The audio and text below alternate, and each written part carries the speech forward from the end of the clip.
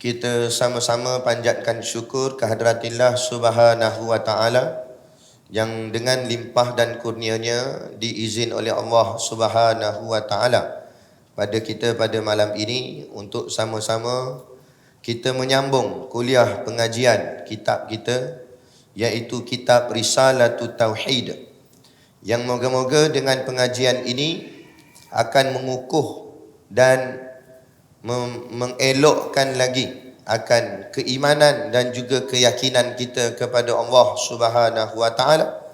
Maka dengan keimanan dan keyakinan itulah kita dikira layak untuk ditempatkan Allah akan kita di dalam syurganya nanti di hari akhirat kelak, insya-Allah. Amin ya rabbal alamin. Yang saya hormati pengerusi masjid dan seluruh saf kepimpinannya, para imam, para bilal, tuan-tuan siap yang tak dapat kita nak sebutkan namanya satu persatu, yang amat-amat disanjungi para asatizah, alim-alim ulama, tuan-tuan guru, ustaz ataupun ustazah yang hadir pada malam ini, mohonlah ditegur kepada hamba yang fakir dalam bidang ilmu ini sekiranya apa yang disampaikan dan dikongsikan ada salah dan silapnya. Yang kita kasihi ayah-ayah, ibu-ibu, pemuda-pemudi muslimin dan muslimat yang dirahmati Allah sekalian. Baik, malam ni kita sambung lagi syarahan berkenaan dengan kalam basmalah, iaitu Bismillahirrahmanirrahim. Bulan yang sudah kita membahaskan kalimah Bismillah, dan malam ni kita nak sambung kalimah seterusnya, iaitu kalimah Allah Ar-Rahman dan Ar-Rahim. Ar-Rahman Ar-Rahim tu saya tak hurai lagi dah. Sebab saya tak ingat banyak tempat. Rasa macam dah sebut, rasa belum sebut, entah. Rasa macam dah khatam belum.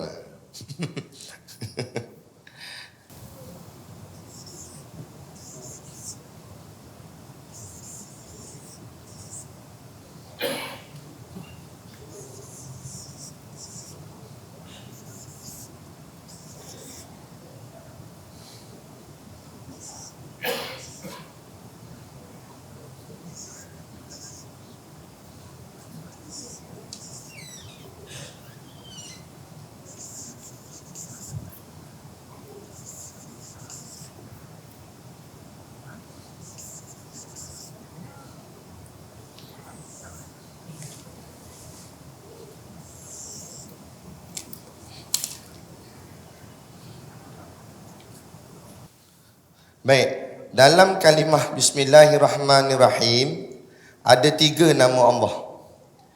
Nampak ke yang sana? Oh, ada skrin. Ada 3 nama Allah.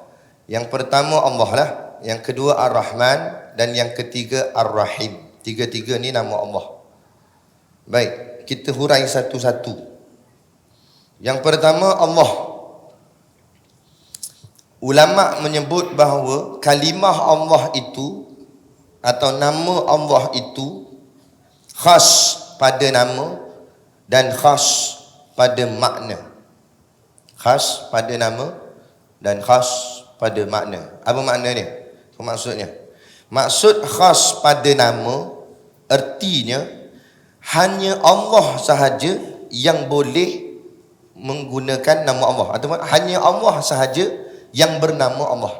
Lain daripada Allah tidak boleh bernama Allah. Macam tu. Biar dia tu warak macam mana sekalipun, suka berzikir sebut nama Allah sekalipun, dia tak boleh buh nama kucing dia Allah, tak boleh. Allah tak boleh. Jadi dia buat gitu.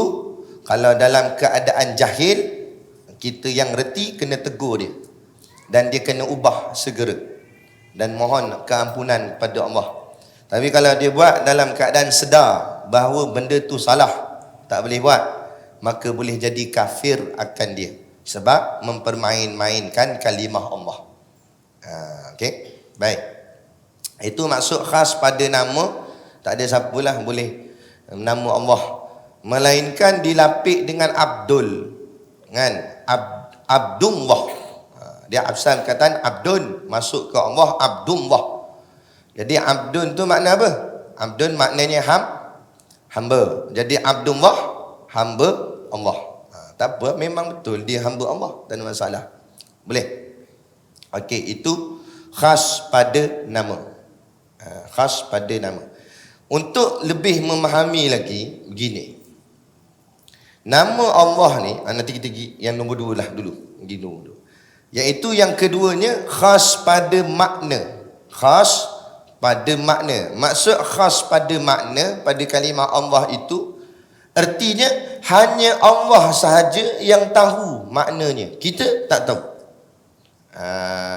Jangan buat reka-reka. Ni ada dia reka. Dia kata cuba tengok tulisan Allah tu. Alif, lam, lam, ha. Kan macam bentuk unta tu dia kata. Pula dah. Ni tak mau. Ini semua mengarut lagi sesat. Dah.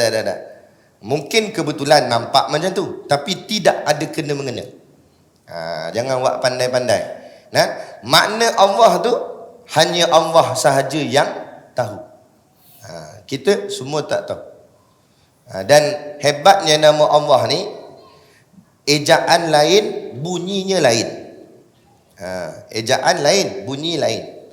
Kalau ikut alif lam, masuk lam sabdu, bunyi apa? La, kan? Masuk ha mati, lah, Allah ni. Tapi kita tak baca Allah, kita baca Allah. Ada? Kita baca Allah. Lain lah kalau yang jenis bangsa lain yang dia payah nak sebut, itu dimaaf lah. Tapi macam kita ni sebut Allah dengan lafaz dipanggil. Kalau kita mengaji ilmu tajwid, orang panggil, ulama tajwid panggil, dipanggil bacaan isti'la. Isti'la ni maknanya dikembungkan mulut. Allah gitu. Allah, bukan Allah. Allah gitu. Kan? Allah. Dibaca dengan bacaan tebal. Dan kita kena baca alif tu dengan dikira-kirakan barisnya baris atas A. Alif di atas A. Masuk Allah. Bukan Allah. Banyak ni orang salah. Sebunyi macam lebih kurang, macam nak sama, tapi makhrajnya lari. Allahu Akbar. Bagaimana Allah? Bukan Allah. Allah. Sebut betul-betul. Kan? Kadang azan sedap, Allahu Akbar, Allahu Akbar. Geleng-geleng kepala gini. Nah, yang dengar kata, hui, macam Syekh Sudais.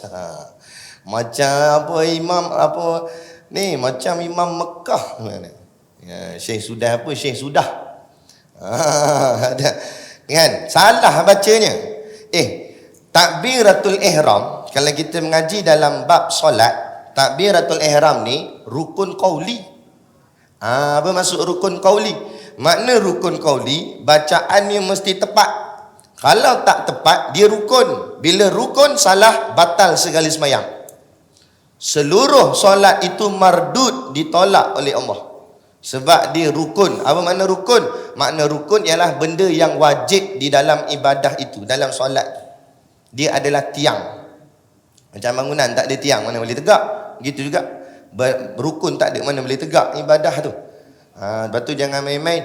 Kalau takbiratul takbir intiqalat, tahu takbir intiqalat? Takbir intiqalat ni takbir yang menyambung dari satu rukun fi'li ke satu rukun fi'li.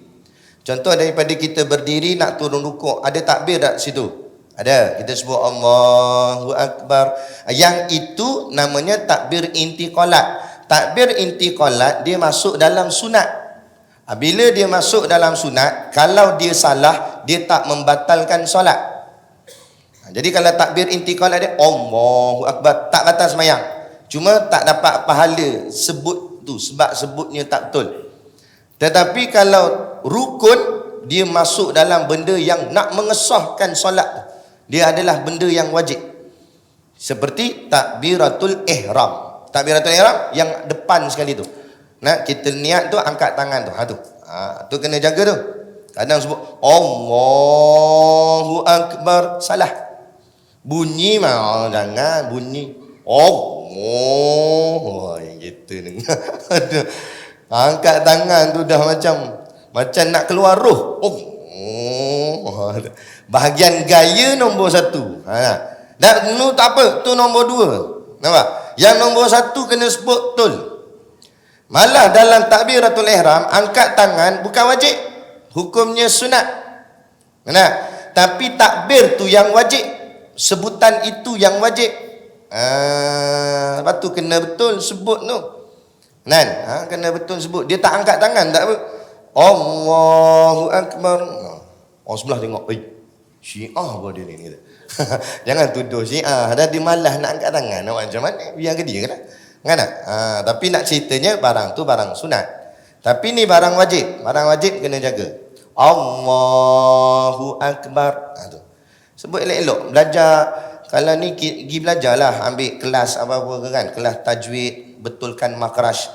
Alif sampai ya tu setiap huruf tu dia ada makhraj huruf. Dia ada sebutan dia tersendiri. Jaga tu. Huruf sin dengan huruf tha. Tak sama. Kan? Kadang-kadang kita baca sama je. Dia sin baris atas sa. Tapi kalau tha, huruf tha yang ada 3 titik tu, baris atas sa. Dia ada lidah keluar. Sa. Jadi semua huruf tu dia ada hak dia. Sebab tu dalam bab solat, kita tengok ayat Quran ataupun hadis, kebanyakannya bila cerita tentang solat, sebelum perkataan solat akan ada perkataan qama atau aqimu. Aqimus solah. Kenapa disebut aqimu? Aqimu ni asal perkataan qama, maknanya bangkit ataupun diri, berdiri, diri.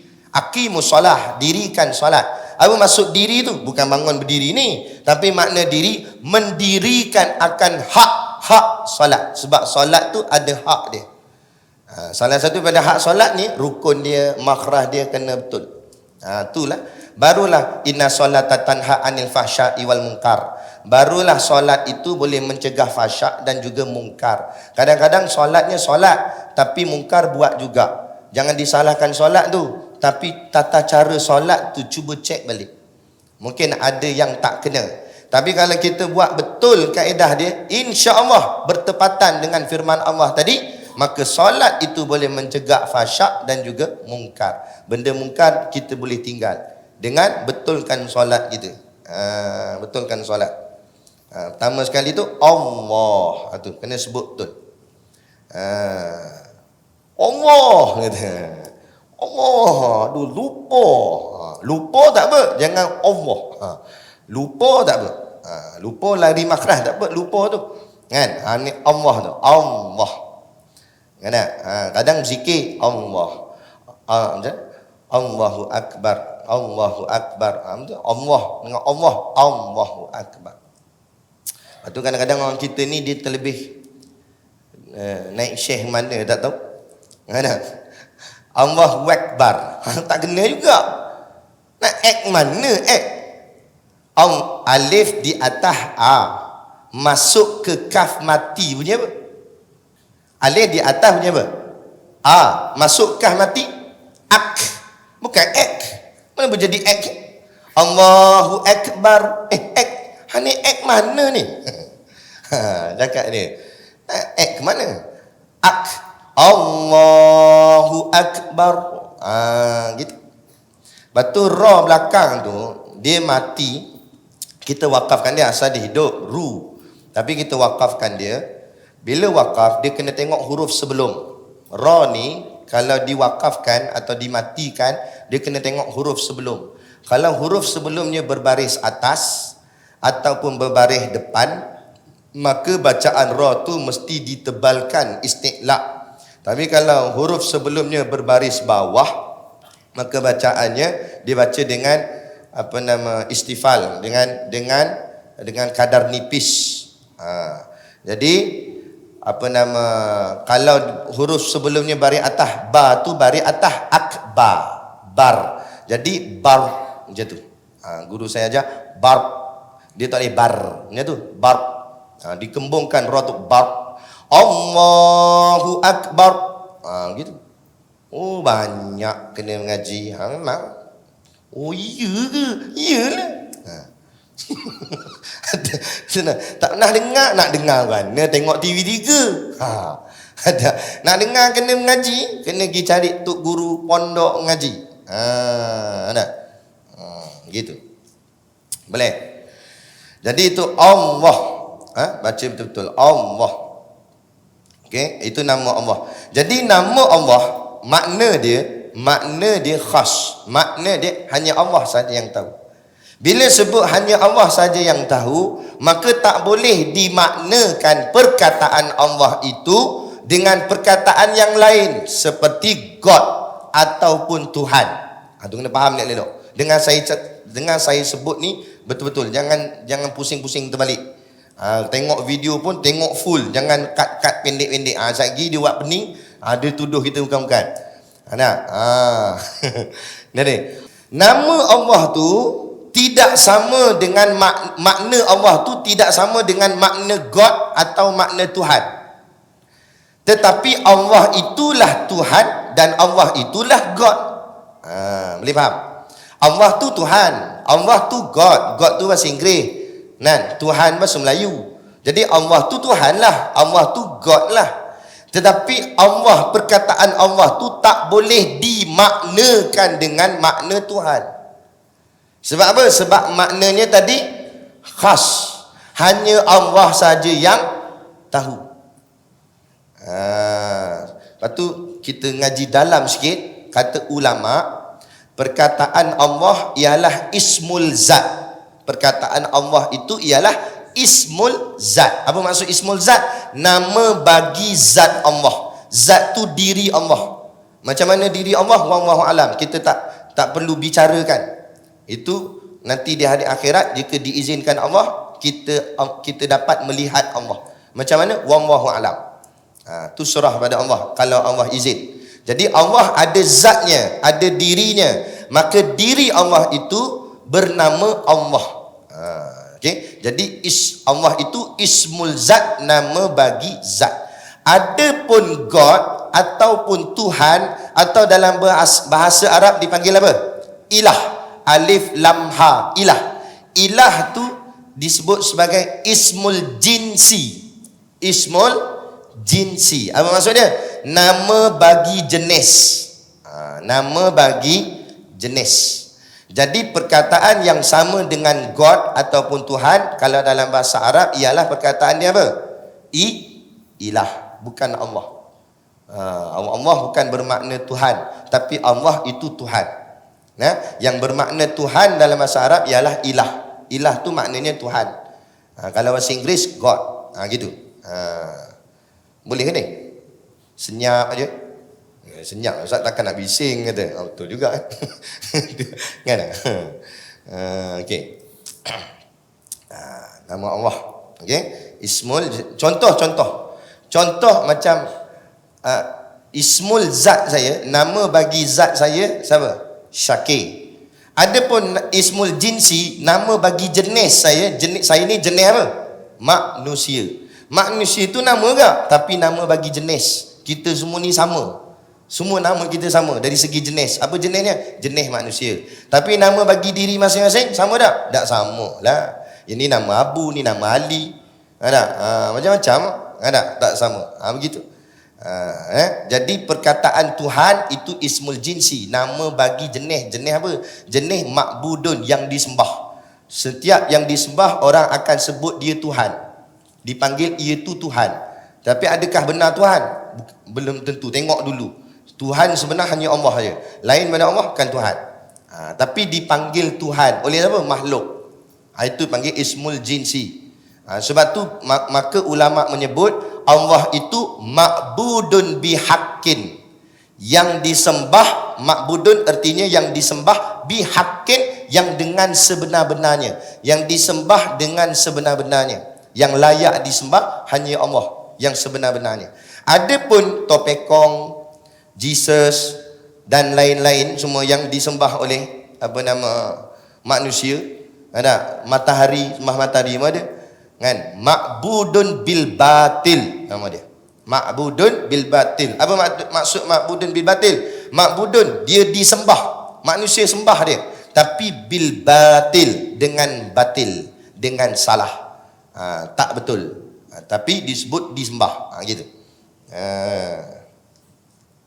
Macam isu panas sekarang ni lah. Panas tak panas, mana tak panas agak lah. Isu pasal apa? Mentega terbang. Tahu mentega terbang? Saya mula mikir kak, kenapa dia namakan filem tu Mentega Terbang? Macam tak masuk kan? Macam tak ada kena-mengena. Sebenarnya dia ada hidden message kat situ. Ada message tersembunyi. Mentega Terbang bahasa Melayu. Kalau diterjemah ke dalam bahasa Inggeris, apa bunyi dia? Mentega bunyi apa bahasa Inggeris?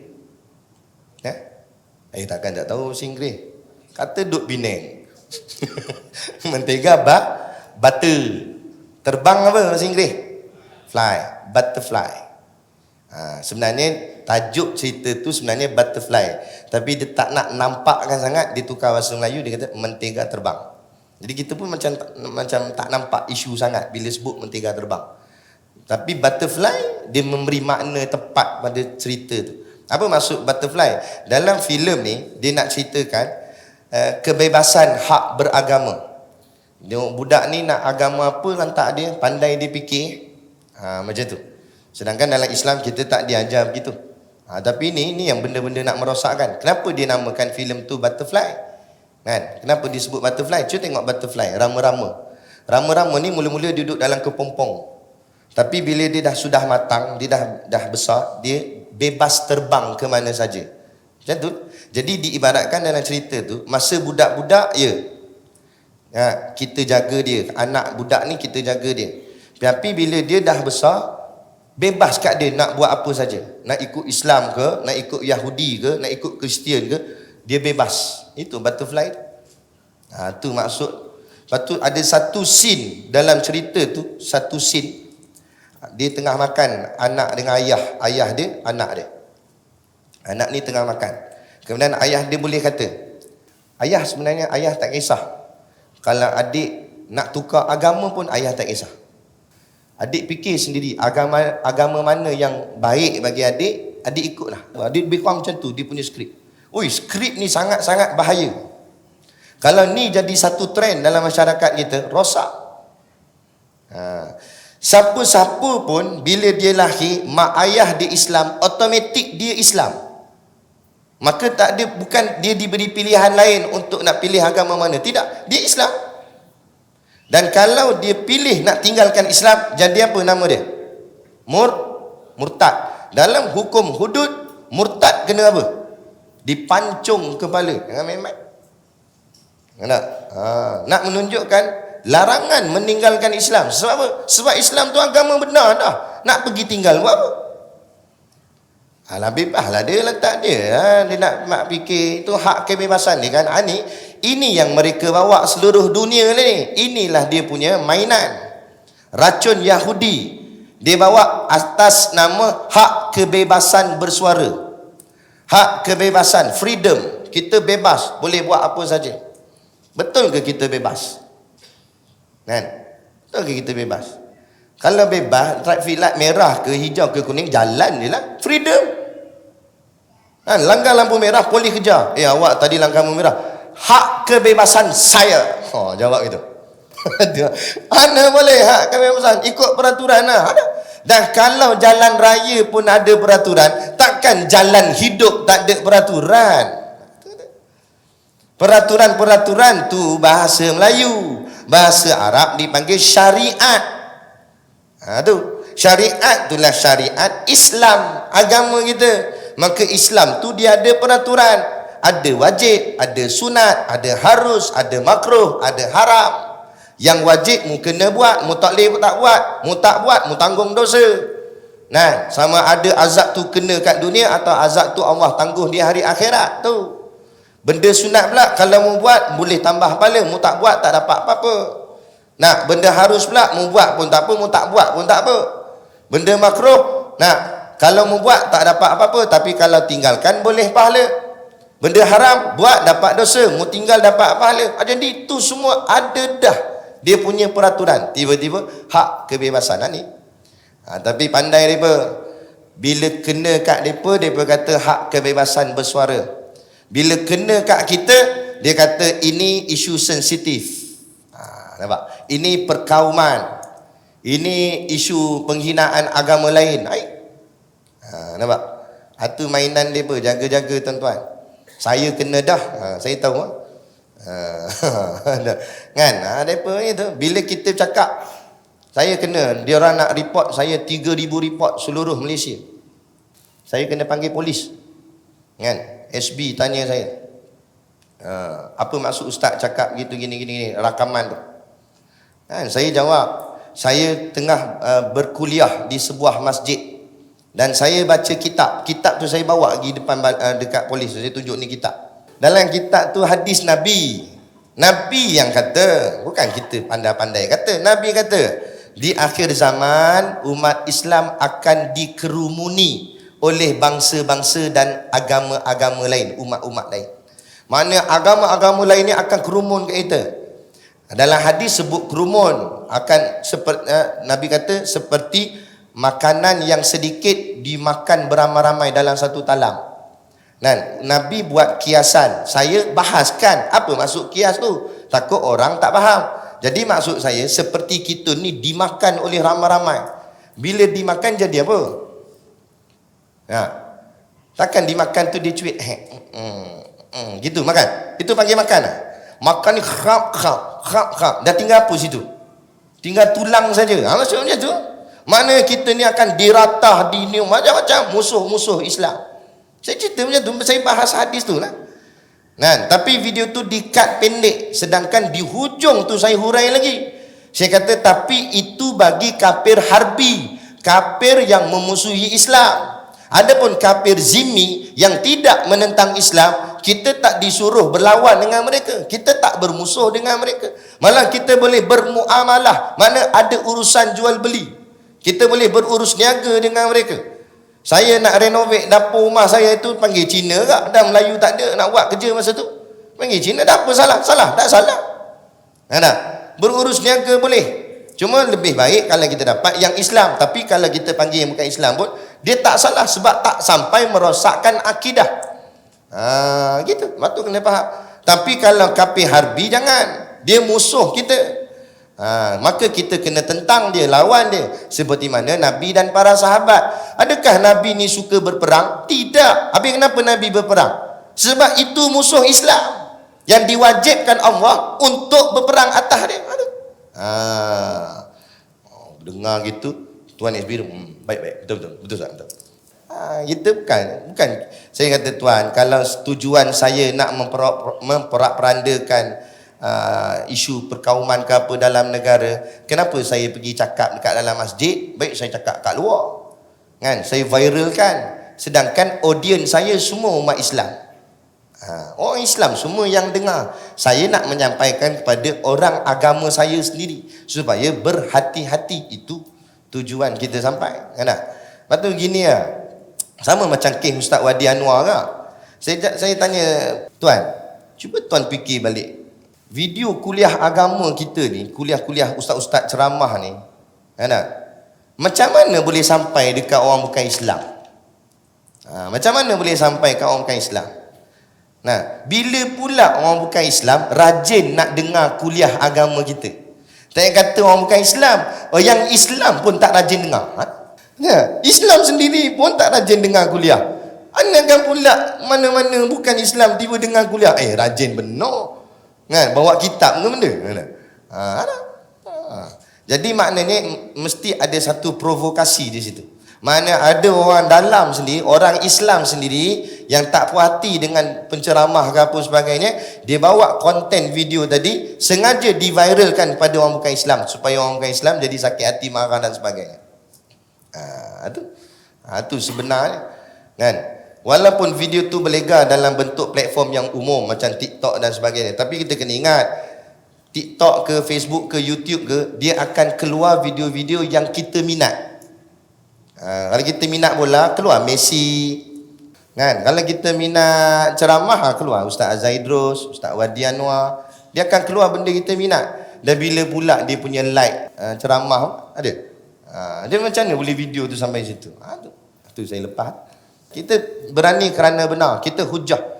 Bukan kita buat kerana apa, orang cakap apa, buat saja-saja. Kita buat untuk menyelamatkan agama kita. Baik, selesai. Itu khas pada nama, khas pada makna. Itu namanya Allah. Jadi jangan samakan. Jadi dulu ni dalam negara kita berlaku pertembungan dalam masalah nama Allah ni. Apabila perkataan Allah ni nak diguna pakai di dalam Bible. Jadi bertembung dua kumpulan. Saya tak nak sebut nama kumpulan tu, pandai-pandai fikir saja. Dua kumpulan. Kumpulan pertama kata tak boleh guna nama Allah dalam Bible. Okey, bagus jawapan dia. Kumpulan kedua pun jawab sama tak? Tak boleh guna nama Allah dalam Bible. Dua-dua jawapan sama, kata tak boleh. Tetapi yang membezakan dua kumpulan ini alasannya. Bila ditanya pada kumpulan yang pertama, kenapa tak boleh pakai nama Allah dalam Bible? Maka kumpulan pertama ni jawab apa? Dia kata kerana Allah itu untuk orang Islam, Jesus untuk orang Kristian, dewa untuk orang Hindu ataupun Buddha. Dia kata. Itu jawapan dia. Nak? Jawapan macam ni, saya jawab, orang yang jawab macam ni, orang itu jadi kafir di sisi Allah. Jadi kafir. Walaupun jawapan dia asal tadi betul, dia kata tak boleh guna nama Allah dalam Bible, betul. Tapi sebab dia tu, apa sebab? Apa alasan tak boleh pakai nama Allah dalam Bible? Sebab Allah untuk orang Islam, Jesus untuk orang Kristian. Jawab gini jadi kafir. Apa? Sebab dia telah mengiyakan Jesus juga adalah Tuhan, tetapi untuk orang Kristian. Dewa pun Tuhan juga, tapi untuk orang Hindu dan Buddha. Sedangkan lafaz agung kita sebut apa? La ilaha illallah. Apa makna? La ilah, tak ada Tuhan. Tak ada Tuhan. Jesus bukan Tuhan. Dewa bukan Tuhan. Siapa Tuhan? Illallah. Hanya Allah saja Tuhan. Jadi tak boleh kita mengiyakan Jesus pun Tuhan juga, tapi untuk orang Kristian tak boleh. Jadi kalau kita iyakan, bermakna kita mengatakan ada Tuhan selain Allah, tapi Tuhan tu orang lain. Mana ada? Boleh faham setakat ni? Boleh ya? Kalau faham saya tanya soalan. Siapa suruh kata faham? Siapa tak boleh jawab, tak boleh balik. Baik. Tuhan Acong siapa dia? Tuhan Acong. Acong mana Ustaz? Dah Acong mana-mana lah. Contoh aja. Tuhan Acong siapa? Allah. Tuhan Mutusami? Tuhan Lingua Ek? Tak sungguh ni, tak kira lah nama siapa-siapa. Nah, Tuhan orang Kristian? Allah lah. Tuhan setan? Bukan Tuhan tu setan. Tuhan kepada setan. Siapa? Tuhan Dajjal? Allah, semuanya Allah. Sebab tak ada Tuhan melainkan Allah. Tu kena jelas betul-betul. Inilah namanya akidah.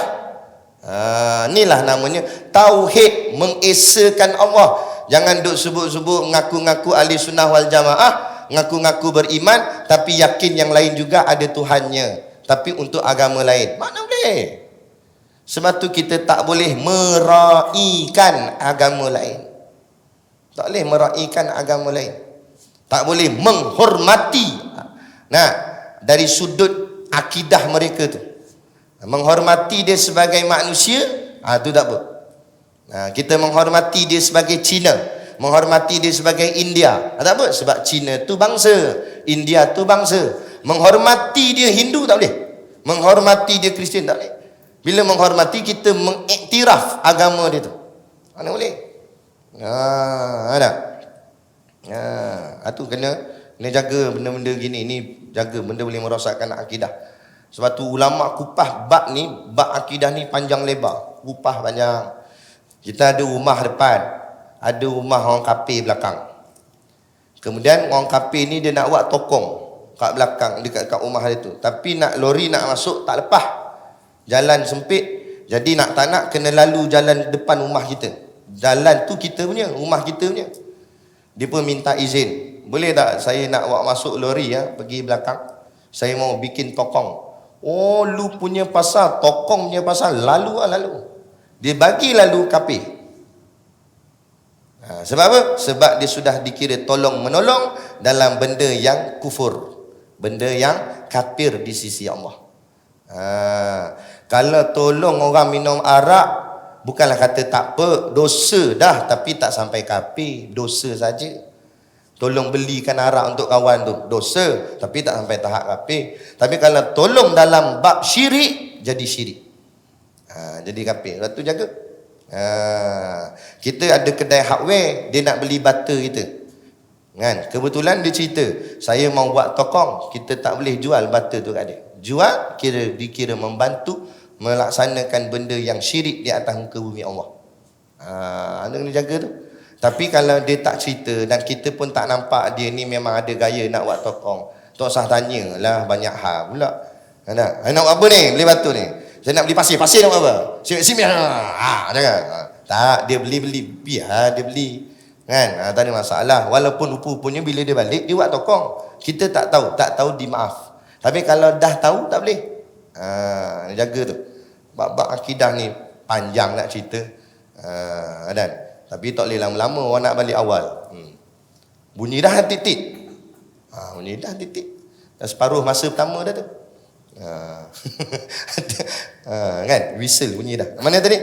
Okey, habis. Khas pada nama dan khas pada mana. Jadi kumpulan pertama tadi, dia jawab gitu. Jawapan ni salah. Kumpulan yang kedua, dia kata tak boleh pakai nama Allah dalam Bible. Apa pasal tak boleh? Maka kita jawab, jawapan ni yang betul. Dia kata tak boleh pakai nama Allah di dalam Bible kerana perkataan yang nak guna pakai Allah dalam Bible tu, itu bukan Allah yang sebenar. Sebab apa? Sebab di dalam Bible menyebut God itu, Tuhan itu ada anak. Betul tak? Dalam Bible kata Tuhan ada anak. Sedangkan Allah yang sebenarnya lam yalid wa lam yulad. Ia tiada beranak dan tidak pula diperanakkan.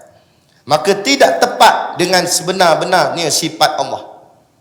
Maka bila itu bukan sifat Allah, maka itu bukan Allah. Tapi kalau bertepatan sifatnya, tak apa, tak ada masalah. Tak payah kata Bible, dalam kitab buku apa pun tak apa, kalau bertepatan sebenar. Tapi berani diubah, dia tak nak ubah.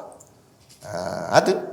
Kalau betul kamu beriman dengan Allah, kita cakap pada orang Kristian, dia nak pakai nama Allah. Kalau betul kamu beriman pada Allah, beriman pada Allah dengan sebenar-benar Allah yang sebenar. Iaitu Allah yang tidak ada anak dan tidak diperanakkan. Berani diubah. Kalau berani ubah, masuk Islam. Jadi orang beriman. Tapi tak, dia nak berpegang bahawa Tuhan itu ada anak. Lepas tu dia pegang Trinity. Di langit Allah, di bumi Jesus. Mak dia pula Maryam. Jadi Allah ada mak, ada anak, ada gini. Pelik ni apa benda ni? Jadi kita tentang. Itu sebenarnya. Lepas tu kita kena faham. Jadi maksudnya bukan hanya iman ni, akidah ni bukan atas permukaan ni. Dia kena sampai dalam. Dia kena faham kenapa kata tak boleh. Sebab apa? Untuk apa? Kerana apa? Tu kena jelas. Bukan semata-mata kata tak boleh pakai nama Allah dalam Bible. Setakat jawab gitu belum tentu selamat. Kalau kena macam kumpulan yang tadi ni, finnar, dalam neraka lah jawabnya. Sebab tu kita kena jelas. Sebab tu kita kena jelas. Lepas tu kadang-kadang ni banyak ni dalam masyarakat kita risau ni. Dia berkawan. Ni sekolah kebangsaan kan campur. Yang bukan Islam, ada bergaul. Campur tu tak salah. Moga-moga boleh kita dakwah dia masuk Islam, itu lagi baik. Tapi hati-hati. Kadang dia bawa satu kefahaman semua agama baik. Ni jaga ni. Maka orang pun mula kata lah, you Hindu pun baik, you Buddha pun baik, you Kristian pun baik. Jaga tu. Mana boleh cakap gitu. Kalau kita cakap Cina baik, India baik, tak apa. Sebab Cina tu manusia, bangsa. India tu manusia, bangsa. Tak ada masalah. Tapi bila mengiyakan agama lain, itu murni, suci, habis rosak. Inna dina indallahil Islam. Sesungguhnya agama di sisi Allah semata-mata Islam. Tak ada agama lain. Allah tak iktiraf agama lain. Lepas tu kena akidah ni kena betul-betul kejap, kemah, kuat. Lagi-lagi di akhir zaman, zaman yang orang cakap apa? Penuh dengan fitnah. Inilah nanti sebelum Imam Mahdi muncul, Yahudi gerakan mereka ni yang kita kenal dengan nama Freemason.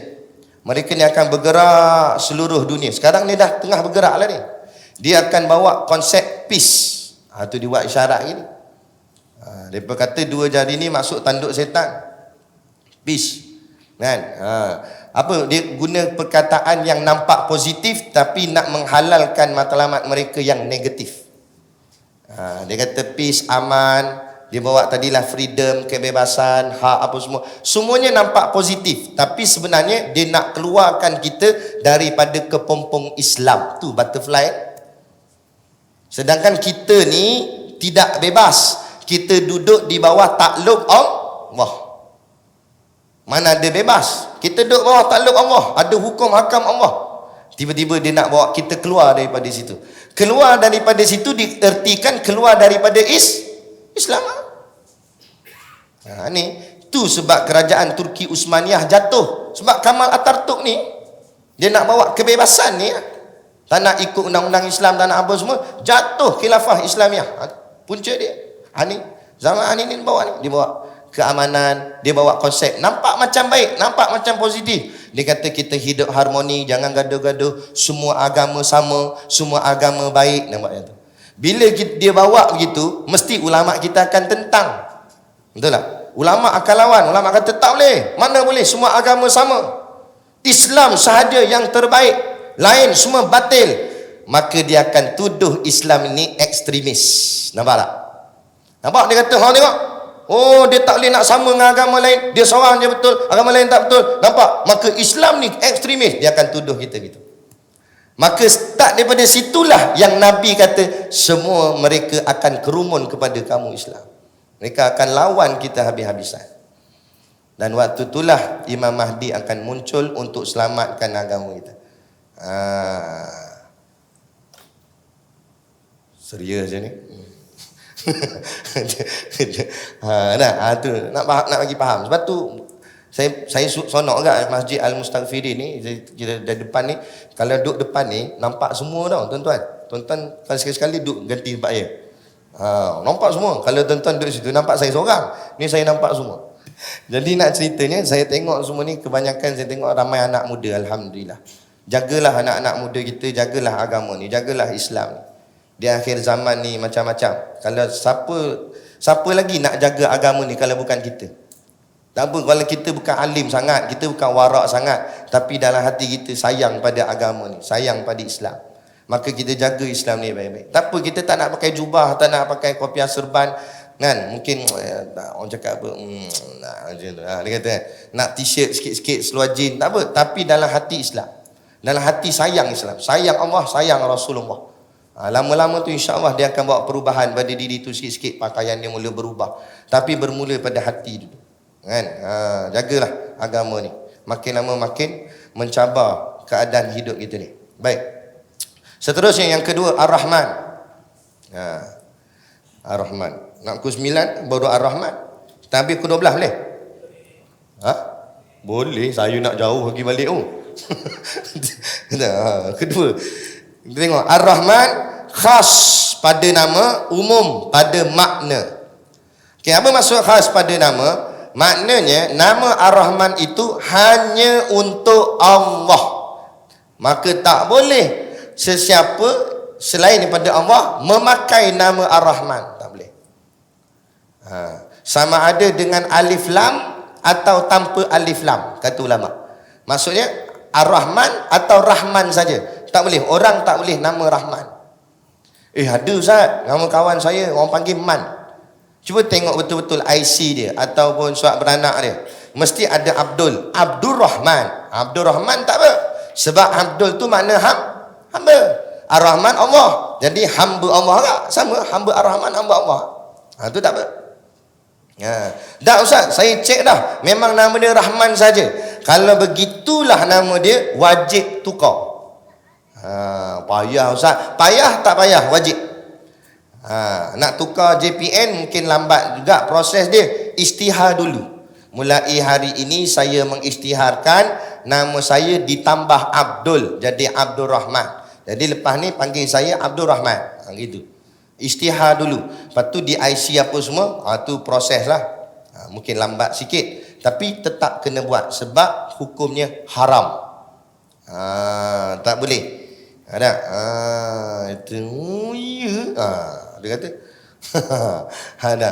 Itu nak menunjukkan pentingnya ilmu.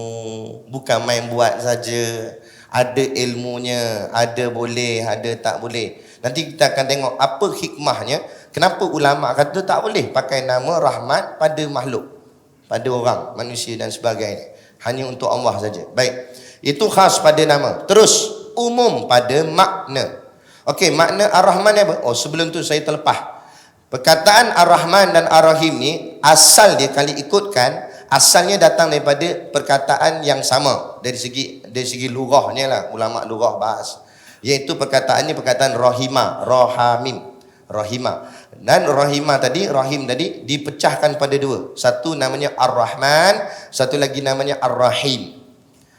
Jadi rahim, rahima tadi memang makna kasih, tapi kasih tu ada dua. Satu kasih yang berbentuk Ar-Rahman, satu lagi kasih yang berbentuk Ar-Rahim. Maka dua-dua ni ada bezanya. Kita nak tengok sini. Baik. Kemudian makna yang paling tepat, wallahu alam, hanya Allah sahaja yang paling tahu. Habis Ar-Rahman ini bahasa Arab, kita tak faham, maka kena terjemah dalam bahasa Melayu kita baru kita boleh faham sikit.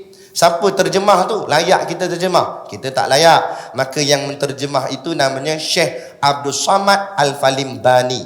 Itu seorang ulama Nusantara, ulama alam Melayu suatu zaman, satu ketika dahulu. Ulama yang sangat hebat, mahir ilmunya. Maka dia terjemah perkataan Ar-Rahman dengan diterjemah ke dalam bahasa Melayu jadi yang maha pemurah. Jadi maha pemurah itulah makna Ar-Rahman. Tapi makna yang lebih tepat Allah saja yang tahu. Ini makna dari segi bahasa untuk kita faham. Jadi maknanya Ar-Rahman itu artinya pemurah. Baik. Kenapa disebutkan maknanya umum? Sebab pemurahnya Allah Ta'ala itu berbentuk umum. Pemurahnya Allah itu berbentuk umum. Apa maksudnya? Pemurahnya Allah pada semua sekali. Itu umum. Sama ada dia baik atau jahat, atau dia beriman atau kafir, semua dapat rezeki dan nikmat daripada Allah. Malah ada ulama sebut pula nikmat itu adalah nikmat yang besar-besar. Apa nikmat besar-besar? Nikmat yang mudah dapat. Nikmat yang ringan-ringan. Apa contoh? Makan. Makan semua orang dapat makan. Tak kata kita orang beriman, kafir pun makan. Betul tak? Tu Zionis, tentera Israel, bunuh orang Islam, bunuh Palestin. Dah dia makan tak? Makan tak? Dah siapa bagi dia makan? Allah. Dia bernafas tak hidup? Nafas hidup. Dah siapa bagi dia bernafas? Allah. Tu. Nak? Sebab apa? Sebab maka kata ulama Ar-Rahman ini bangsanya bangsa dunia. Maksud bangsa dunia itu tempatnya tempat dunia.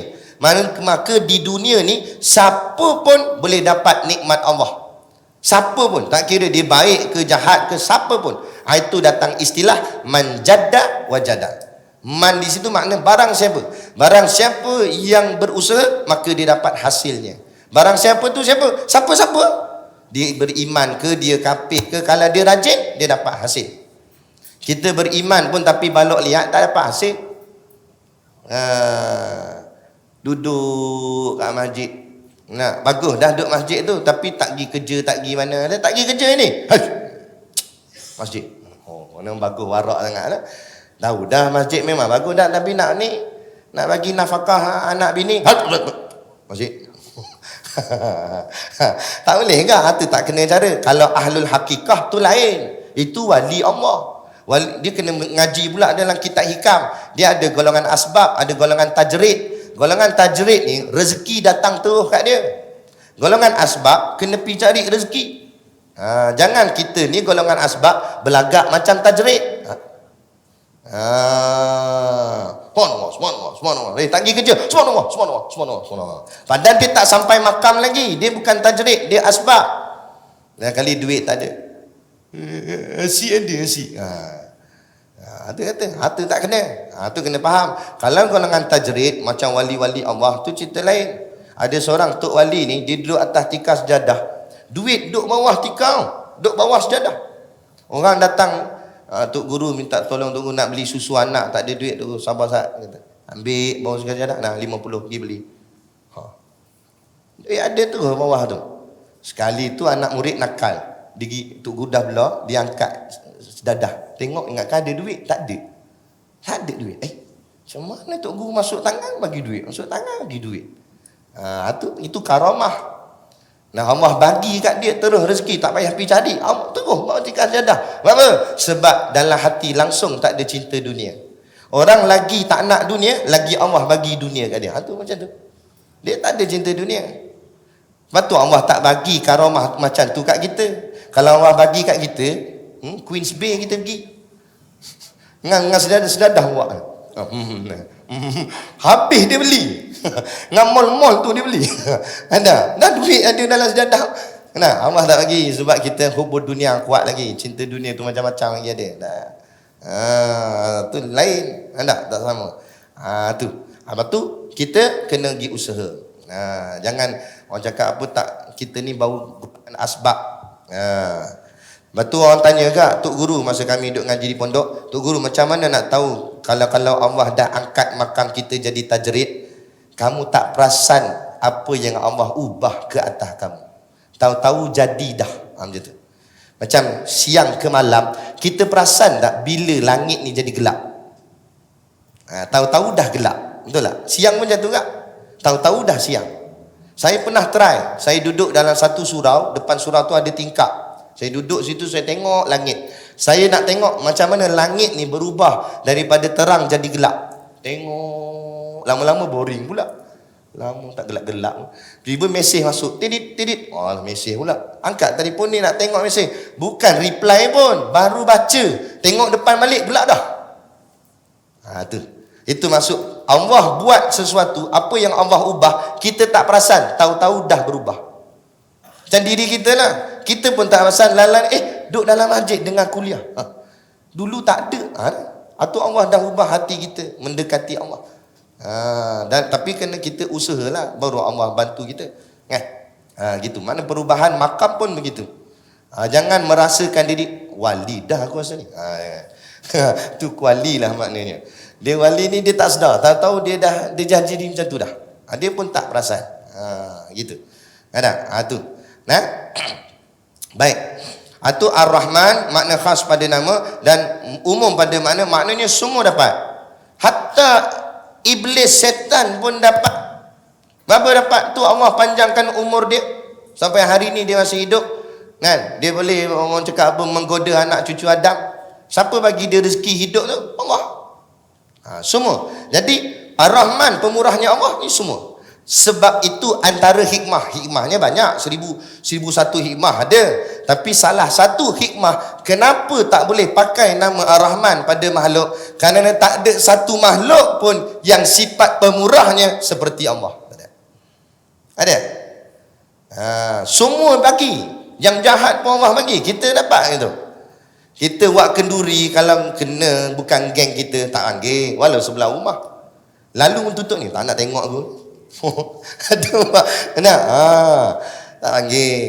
Ada kata pemurah bagi semua nak. Yang jahat pun, yang lawan kita, yang hina kita, yang kutuk kita, bagi tak? Tak bagi. Takkan aku bagi ya. Aku hidup, mati hidup balik tak bagi. Oh, marah ya. Tu kita. Jadi mana kita pemurah? Tu satu. Yang kedua, pemurahnya Allah. Allah boleh bagi apa saja dan pada sisi Allah sedikit tak ada kurang. Ada pun kita bagi kat kita kurang tak? Kurang. Kita ada RM10. Mana? Masuk dalam tabung. Mana tabung? Tak lalu lagi. Lalu dah? Lalu lagi sekali. Dah. Lalu tabung. Kita boh RM5. Tadi kita ada RM10 dah. Kita boh RM5. Maka kita tinggal RM5. Maka kurang juga maksudnya. Tu.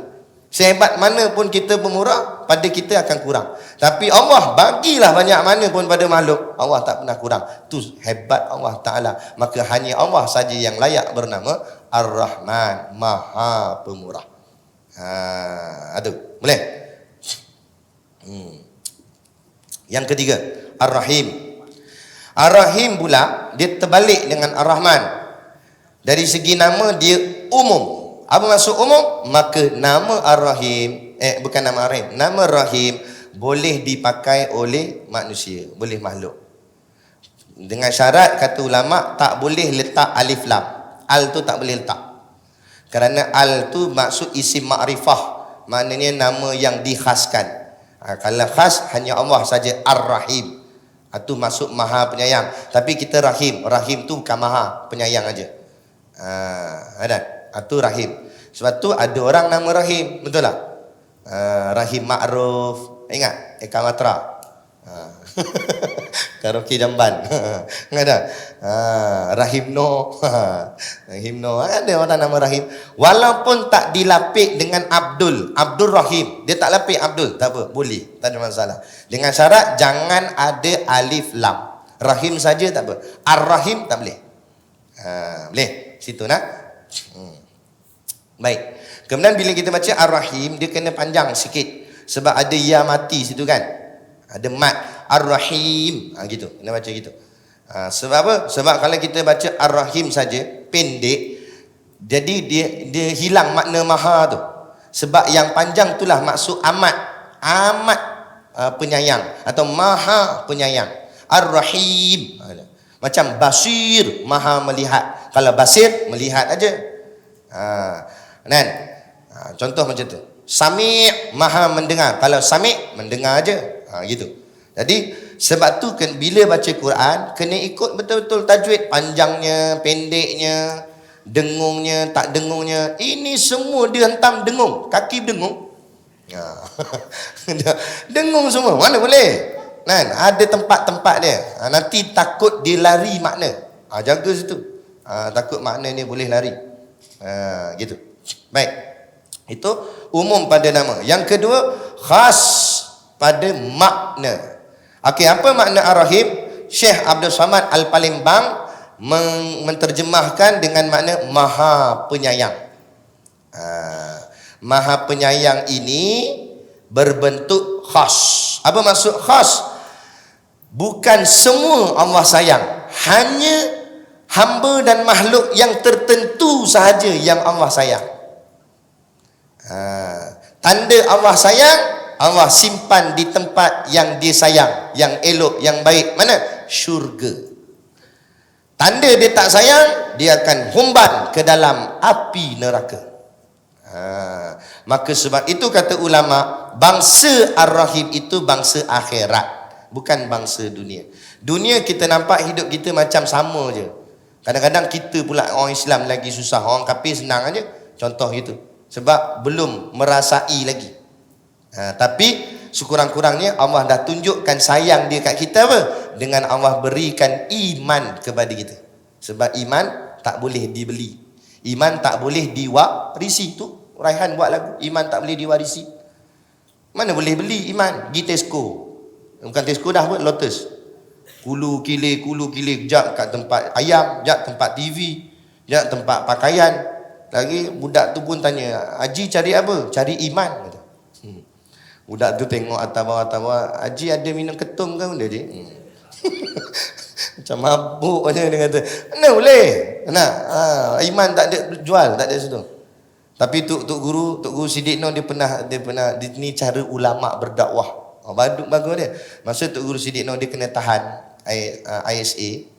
Jadi dalam tahanan tu ada satu orang ni, dia dah orang cakap apa, dia macam diberi kepercayaan lah. Sebab tahanan ni dia bukan macam jenayah besar, dia cuma kena tahannya. Jadi dia boleh dibawa keluar dengan iringan pegawai lah. Jadi untuk beli barang kat luar. Jadi sebelum dia keluar, dia akan tanya semua nak beli apa. Okey, saya mau keluar, dia apek Cina. Saya mau keluar, mau kirim apa, mau beli apa. Jadi orang macam-macam lah kirim kat dia. Yang selalu orang kirim tu rokok, macam-macam lah, benda-benda macam-macam lah. Sampai dekat Tok Guru, ayah Haji mau kirim apa? Tok Guru kata, saya mau kirim iman. Kata. Oh, dia pun tulis, dia tak tahu, dia tulis. Oh, iman lah. Berapa kilo mau? 1 kilo cukup lah. Kata. 1 kilo cukup lah? Cukup. Ya, cukup 1 kilo. Cukup lah. Okey, berapa lah? Dia tulis. Lepas tu dia pergi. Dia pergi habis kedai, dia cari, tanya. Iman mana ada iman, orang kata.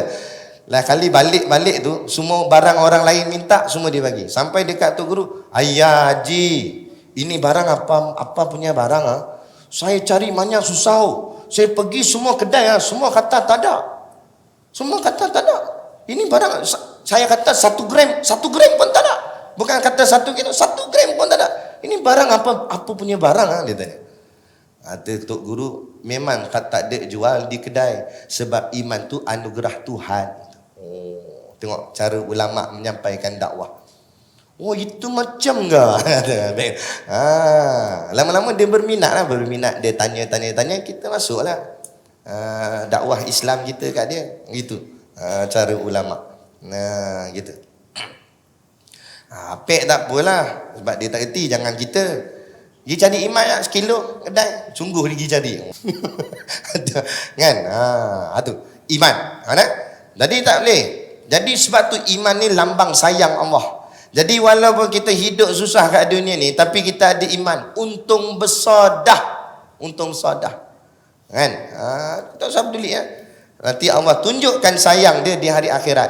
Tanda Allah sayang, kita yang beriman, Allah simpan tempat yang cantik, yang baik, yang elok di dalam syurga. Ada bidadari, ada macam-macam. Mana yang Allah tak sayang, Allah humban dalam neraka, kena azab api neraka dan sebagainya. Kan tak? Tu. Kan? Tu sebab tu kita kena bersyukur. Tuan-tuan, cuba tuan-tuan fikir. Kita cuba balik lagi, kita tengok cermin. Nak kata handsome tak handsome mana kita, betul tak? Kadang telinga capang macam piring astro. Ada mata sepek. Ada anak murid saya mata mata dia sepek rapat gitu. Saya kata buka mata, tak nampak mata. Buka habis dah ustaz kata. Mata dia gitu. Nak macam mana ada? Kadang-kadang muka kita tak lawa mana. Lepas tu kita perangai pun bukanlah bagus sangat, bukanlah baik sangat. Tapi walaupun semua tu mungkin kekurangan, tapi Allah tetap bagi kita iman. Allah pilih kita. Bukan kita minta, ada kita minta. Masa nak keluar perut mak tu dalam alam roh, malaikat tanya, nak keluar ni iman ke kafir? Kalau boleh minta, semua orang nak beriman. Tapi keluar tu nasib ikut Allah tentu. Kita mujur, lahir-lahir keluar perut mak, wek. Tengok ayah pakai kopiah, mak pakai tudung. Alhamdulillah. Itu ketentuan Allah. Itu kita fikir habis-habis. Kalau kita nak orang cakap apa, main-mainkan Islam ni, nak buat pesenda Islam, fikir. Kita ni bukan kita, Allah pilih kita. Tiba-tiba bila Allah pilih kita, kita tak hargai apa yang Allah bagi kat kita. Bodoh sangat lah. Tu kata bodoh sangat. Barang ni barang yang sangat bernilai. Kan? Sebab itulah sejahat-jahat orang Islam, dia beriman. Masuk jahat tu mana mungkin dia nakal ke apa, tapi jaga iman. Sebaik-baik orang kafir, dia tetap kafir. Tu jaga situ. Lepas tu ada satu perkataan nak merosakkan fahaman kita. Dia kata pemimpin Islam yang korupsi, bukan, pemimpin kafir yang adil lebih baik daripada pemimpin Islam yang korupsi. Jaga situ.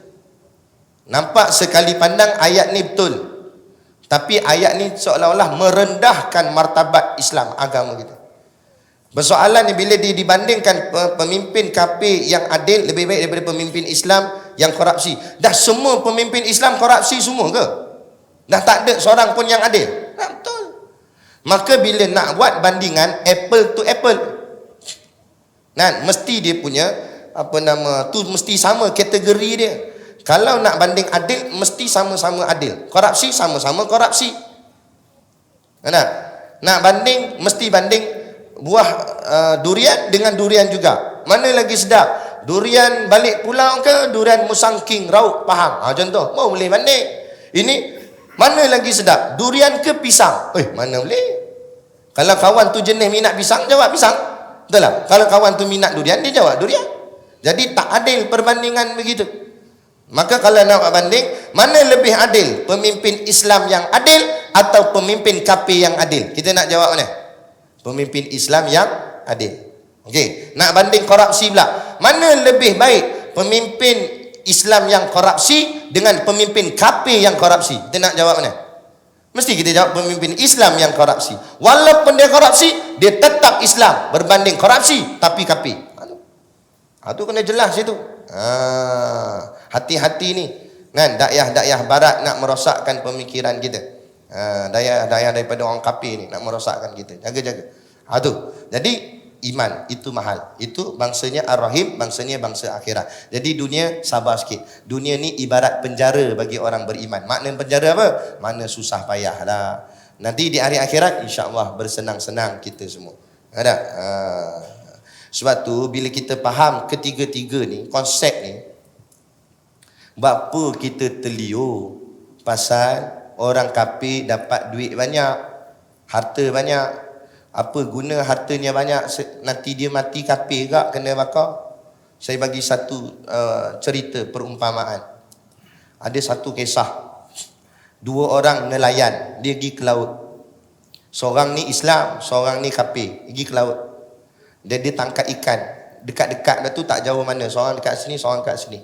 Boleh nampak lah sama-sama dia. Jadi yang Islam ni dia baling dia punya pukat. Sambil baling sebut nama Allah. Sebab dia orang jenis mayang bagus dia. Dia sebut Allahu Akbar, dia baling pukat. Dengan harapan di hati dia, Allah akan berikan nikmat rezeki pada dia hari tu dapat ikan banyak. Itu harapan dia. Jadi yang kafir ni tengok, dia main dia punya Tuhan, kita main Tuhan kita juga, dia kata. Dia pun kafir pun baling lah pukat. Sambil-sambil dia sebut nama Tuhan dia tu lah. Lepas tu lepas beberapa jam, nak tarik pukat lah, nak angkat. Kafir ni angkat dulu. Kafir ni angkat, sengit bot. Kapal sampan tu sengit, tarik. Berat, menimbun ikan, kelepak. Kat dalam pukat. Berat. Kata si kafir, tocea. Dia kata tocea. Terima kasih kat dia punya dewa pada yang bagi Allah. Mana ada dewa. Mana dia letak atas. Jadi yang beriman ni pun tengok, okey tak apa. Dia pun tarik, bismillahirrahmanirrahim, tarik ringan aja. Sampai atas, ada selipar. Ikan seekor tak lekat.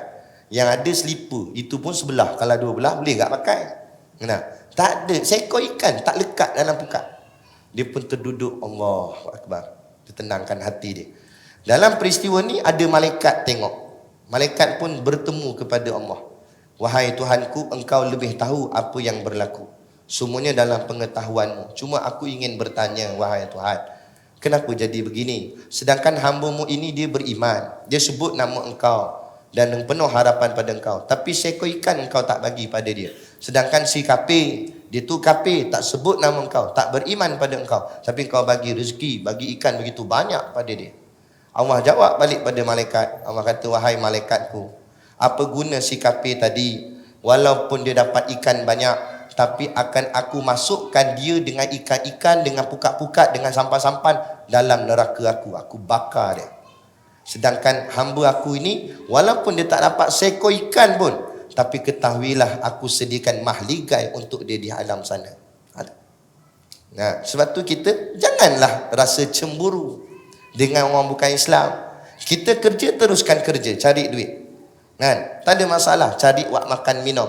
Tapi ingat, dunia kita bukan itu matlamatnya. Matlamat kita syurga Allah. Matlamat kita kembali kepada pangkuan Tuhan kita. Dunia ni ala kadar sudah. Cukup makan minum jadilah. Jangan sampai kerja, sampai tak peduli kuliah, tak peduli solat jemaah, tak peduli. Semua tak peduli. Akhirnya kita tak kenal Tuhan. Bila tak kenal Tuhan, tu jadi sesat. Bila sesat, tak balik ke tempat asal. Mana tempat asal kita? Syurga. Jadi kita yang rugi. Nanti biar pergi, mereka nak pulun, biar pergi mereka pulun. Kita buat cara kita. Kita buat kerja kita. Teruskan bisnes kita. Bisnes, tapi jangan sampai tinggal akhirat. Nak bisnes tak salah. Saya dah jumpa beberapa orang yang dia ni ahli korporat. Duit banyak. Kadang sampai jutawan pun ada.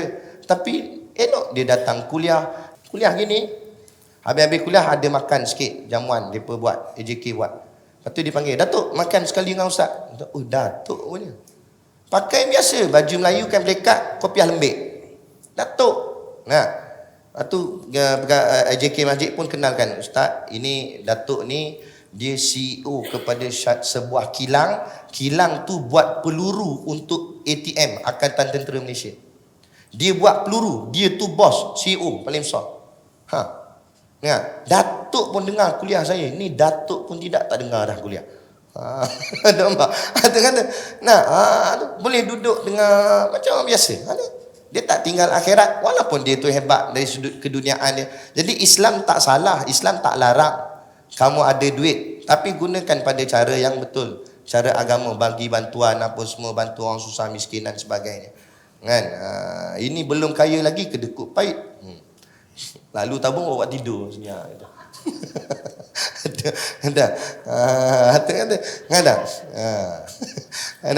Bagilah sikit. Ada tu dia bagus kat dia. Lalu tabung dia senyum. Kita tanya, awak senyum? Sedekah. Senyum kan sedekah, dia kata. Memang senyum sedekah. Tapi AJK sekali nak bayar bil TNB, bil elektrik, bukan dengan senyum, dengan duit. Ada pergi kat kaunter TNB tu, gawai TNB kata, cik buat apa cik? Depa derma gini, saya pun bayar gini. Dengan senyum. Tak jadi. Ada. Jadi itu. Jadi kita sabar sikitlah, dunia ni kita bersusah-susah. Tapi ingat Ar-Rahim, tempat kita nanti Allah sayang kita, Allah letakkan kita di dalam syurga yang penuh dengan kasih sayang Allah. Kan, Allah akan jaga kita baik-baik. Sini tempat ujian dia. Suatu masa saya kena report tu, mula-mula terduduk jugalah. Ceramah derah, tepuk meja, terbalik cawan ceramah. Sekali Allah uji, tak lalu makan tu. Kan? Kawan ajak makan, gini. Lah kali pergi jumpa Tok Guru.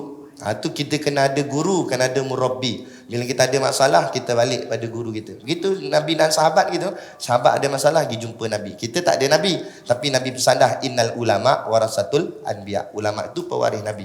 Ganti tempat. Untuk kita, orang cakap apa nak minta pedoman ke apa ke, tunjuk ajar dan sebagainya. Kita pergi, Tok Guru tanya sembang tu, anak kena orang fitnah gini, anak kena report polis apa semua gini. Cerita kat Tok Guru.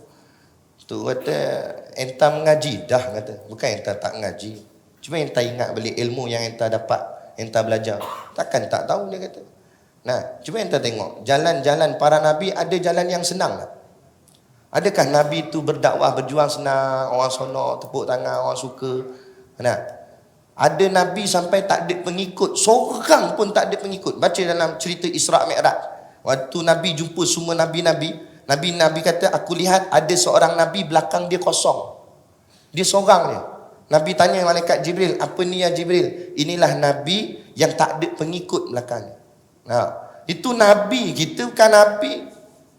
Kalau kuliah orang tak datang apa, nak buat macam mana? Ada kita.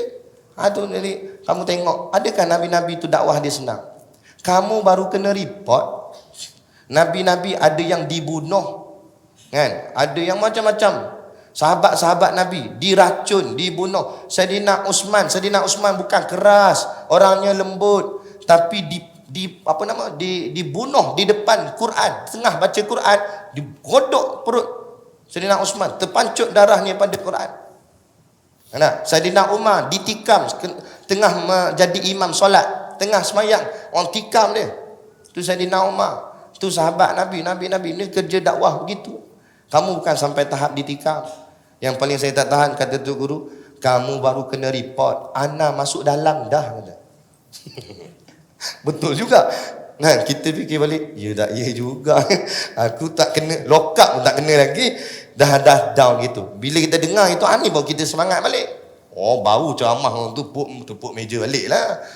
Sebelum tu lembik ni. Lepas tu kita kena kuat. Sebab tu kita kena bersama-sama. Sebab tu dakwah dia tak boleh lone ranger. Kita duduk dalam Islam ni, sebab tu disebut ahli sunnah wal jamaah. Kita duduk berjemaah. Sebab apa? Sebab bila kita down, kita akan pinjam semangat kawan-kawan kita yang lain. Sebab tu kadang-kadang orang buat baca Yasin malam Jumaat, buat ramai-ramai di masjid, baca suratul Mulk. Padahal boleh je baca tu kat rumah, betul lah. Tapi kenapa buat ramai-ramai di masjid? Sebab kalau buat kat rumah, takut bacanya separuh. Ni macam malam ni semua Syakban, baca Yasin, dia kata 3 kali. Memang 3 kali, tapi Yasin tu je 3 kali. Yasin kata. Nampak? Semangat tak ada. Tapi kalau baca ramai-ramai, kita malam-malam pun tengok kawan kita semangat, kita pinjam semangat dia. Gitu. Tu kena ada jemaah. Itu nak bagi selamat kita di dunia. Dan kita ingatlah balasan Allah nanti di hari akhirat. Dunia ni tempat susah-susah sikit, sabar. Jadi bila kita tengok jalan kita, bila Tok Guru kata, bila kamu tengok jalan perjuangan kamu hampir sama dengan jalan perjuangan tokoh-tokoh agama, nabi-nabi, sahabat-sahabat, kamu tengok dia punya logaritma dia nampak sama, kamu pun difitnah apa sebagainya, itu tanda Allah sudah mula menerima dakwahmu. Kan? Dengar gitu rasa macam hati. Allah, itu yang sampai tahap mereka pejuang-pejuang Islam, kalau inilah jalan aku untuk masuk syurga Allah, bukan setakat difitnah, dibunuh, aku sanggup demi Islam. Betul tak betul? Tu. Kita jangan Islam nak main out of panggil play safe. Nak camar lembut-lembut, tak nak bagi orang marah. Bukan kita nak bagi orang marah, tapi kita cakap sesuatu yang benar. Yang benar tetap benar, yang salah tetap salah. Kan? Bukan nak sedapkan telinga orang semata-mata. Kan? Kalau benda tu terpaksa pahit, kulil haq walau kana muran. Katalah benar walaupun ianya pahit. Dan bila kita tengok, lepas tu kita tengok siapa yang tentang kita. Kalau yang tentang kita tu orang munafik, LGBT, jenis tak semayang, orang kafir, anti-Islam pula tu, dia tentang kita. Orang tak usah peduli lah, memang betul lah jalan kita tu, sebab kita berhadapan dengan orang macam tu. Tapi kalau yang tentang kita tu ulama, tok guru tentang kita, makna kita ni ada tak kena, kita ada something wrong. Cek balik gitu. Bila dah tahu jalan kita betul, tafadhal teruskan. Kan? Jangan takut, jangan lagi berpatah ke belakang. Itu kerana Allah dah pilih kita duduk di jalan ni, insya-Allah. Boleh? Cukup sekadar tu pada malam ni perbahasan kita tentang keseluruhan. Bismillahirrahmanirrahim. Habis. Kalau ikutkan banyak lagi. Sebab kami di pondok 7 hari 7 malam baru habis syarahan Bismillahirrahmanirrahim. Tapi kalau saya buat macam tu, macam di pondok 7 bulan lah, sebab kita sebulan sekali. 7 bulan Bismillahirrahmanirrahim, bulan ke-8 sadaqallahul azim. Jadi tak payah ikut tepat macam tu. Kita ambil poin-poin yang penting saja, yang berlega dalam kehidupan bermasyarakat kita ni. Yang mana yang mustahak, itu kita kongsi dan sampaikan. Moga-moga memberi manfaat kepada kita bersama, insya-Allah. Jadi akan datang tu bila? Lepas raya lah tak? Lepas raya kita akan mula masuk kalimah alhamdulillah. Jangan nanti saya tanya kata bismillah lagi, bila nak habis bismillah? Nah, bismillah habis dah. Bismillah habis dah. Lepas ni kita nak masuk kalimah seterusnya kita nak syarahkan, iaitu kalimah alhamdulillah. Jadi apa hasil yang kita dapat daripada pengajian kita ni? Kesimpulan dia, sekarang kita dah mula nampak kalimah Bismillahirrahmanirrahim ini bukan kalimah yang kecil, tapi kalimah yang mulia, yang besar. Sebab setiap satu tu ada makna yang tersirat di dalam dia. Ada. Sebelum ni mungkin kita baca bismillah tu kadang baca Bismillahirrahmanirrahim, rasa macam tu je. Tapi bila kita faham setiap satu tu, kita akan baca ada roh, atau orang kata macam itulah, ada roh, ada perasaan, ada hati tu terasa. Bismillahirrahmanirrahim. Masuk ke dalam hati, baru nampak setiap satu tu. Dan mulai hari ni amalkan baca bismillah pada apa saja perkara yang baik. Nak start motor lagi, Bismillahirrahmanirrahim. Masuk kereta, buka pintu, Bismillahirrahmanirrahim. Baca bismillah pada benda-benda baik. Tapi kalau isyak okok, jangan bismillah ya. Lagi dari bakal Bismillahirrahmanirrahim, Alhamdulillah. Tak kena. Tak kena. Anak. Tapi betul, nak menunjukkan rokok itu hina, kan? Minta maaf lah, ni kita terpaksa cerita. Menunjukkan rokok itu hina, tanda dia apa? Boleh tak kita makan donat atau nasi lemak atau roti canai dalam jamban? Boleh tak? Sambil duduk cangkung, atas masuk, bawah keluar. Boleh tak? Tak payah kata orang Islam, orang kafir pun tak buat. Kata tak elok benda tu, adab tak cantik, tak elok makanan. Tak payah kata nak makan, bawa masuk makanan dalam tandas pun kita rasa hina. Tak baik, benda tak elok, tak ada adab. Tapi ada tak orang isap okok sambil berak?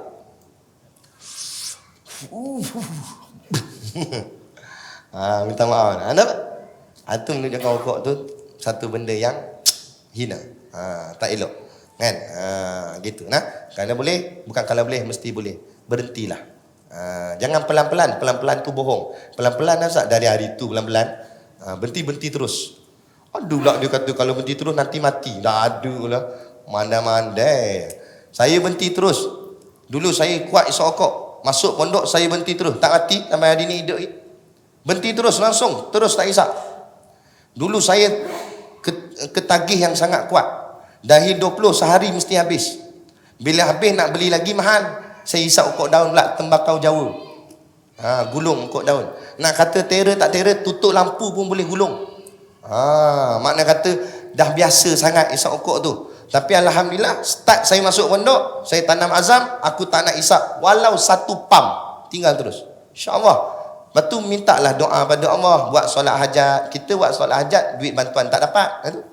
Nampak? Buat solat hajat, ya Allah bantu aku untuk tinggalkan rokok. Minta. Allah akan bagi bantuan dia. Allah akan jadikan hidung kita rasa busuk dengan bau tu. Bila ada orang hisap, teruknya bau. Kita jadi macam tu. Jadi akhirnya kita sendiri tak nak. Tolak. Ini tak sayang pula nak tinggal, nak doa. Tinggal sikit lah kata dia. Mana boleh, nak tinggal terus lah. Minta sungguh-sungguh pada Allah, Allah akan tolong. Insya Allah. Baik. Jadi amalkan baca bismillah dalam kehidupan kita. Tak percaya, tengok apa kamu akan dapat hasilnya nanti. Amalkan. Buat apa pun baca bismillah, kamu tengok hasilnya nanti. Kamu akan dapat hasil yang kamu tidak sangka-sangka. InsyaAllah. Jadi cukup sekadar tu pada malam ini yang dapat saya kongsi dan sampaikan. Moga-moga memberi manfaat kepada kita bersama. Kalau tak banyak, sikit pun jadilah. Patutlah muka lain macam 9.30 dah. Apalah, saya datang dari jauh. Bukan senang datang ni. Kan? Jadi cukup sekadar tu. Wabillahi taufiq wal hidayah. Wassalamualaikum warahmatullahi wabarakatuh. A'udzu billahi minasyaitonir rajim. Bismillahirrahmanirrahim. Alhamdulillahi rabbil alamin. Wassalatu wassalamu ala asyrafil anbiya'i wal mursalin sayyidina Muhammadin wa ala alihi wa sahbihi ajma'in. Allahumma taqabbal minna salatana wa du'aana innaka antas samiul alim wa tub alaina innaka antat tawwabur rahim. Allahumma ja'al dinana dinan nabi Muhammadin sallallahu alaihi wasallam wa islamana islamal muslimin wa imanana imanal mu'minin wa salatana salatal khashiin wa a'malana a'malal salihin wa niyatana niyatal mukhlisin wa dhunubana ya Allah ذنوب المستغفرين وحياتنا حياة العلماء وموتنا بموت الشهداء ودخلنا الجنة مع الأنبياء عليهم الصلاة والسلام. ربنا آتنا في الدنيا حسنة وفي الآخرة حسنة وقنا عذاب النار وصلى الله على خير خلقه سيدنا محمد وعلى آله وصحبه وسلم. سبحان ربك رب العزة عما يصفون وسلام على المرسلين والحمد لله رب العالمين. آمين يا رب العالمين. تقبل الله منا